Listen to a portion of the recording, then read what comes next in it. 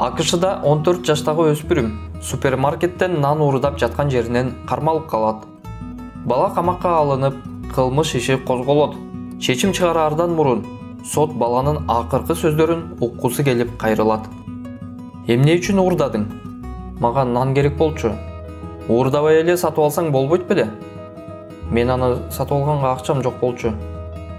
Бирок үйдөгүлөрдөн акча сурасаң болот эле да. Үйдөн жалгыз апам эле бар. Ал дагы оорулуу, жумушсуз. Ошондуктан мен сыр менен нан уурдоого туура келди. Жумушуң жокпу дейин десем, али кичинекей экенсиң.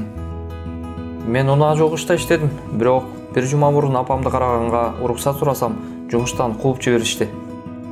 Башка жардам сураганга эч ким болгон жокпу? Мен күн сайын үйдөн чыкканда жок дегенде 50 дарекке өзүмө ылайык жумуш издеп барам. Бирок бири дагы мени жумушка албады.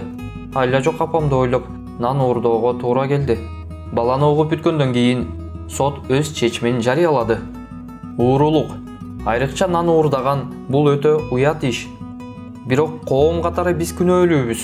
Бул баланын кылганына ушул залдагы адамдардын баардыгы күнөөлүүсүңөр. Мен дагы күнөөлүмүн. Сотко катышкан ушул жердеги адамдардын ар бирине $10 айып салынсын. $10 бермейинче сот залынан эч ким чыкпасын.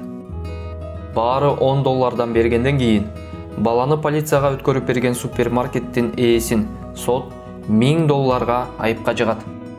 Өкүмдү уккандан кийин бала токтоно албай ыйлап кирет. Сот дагы көз жашын тыюуга аракет кылып, сот залынан чыгып баратып мындай дейт.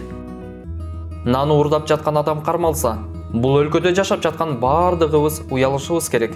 Айрыкча бийликтегилер уялганынан жерге кирип кетиши керек.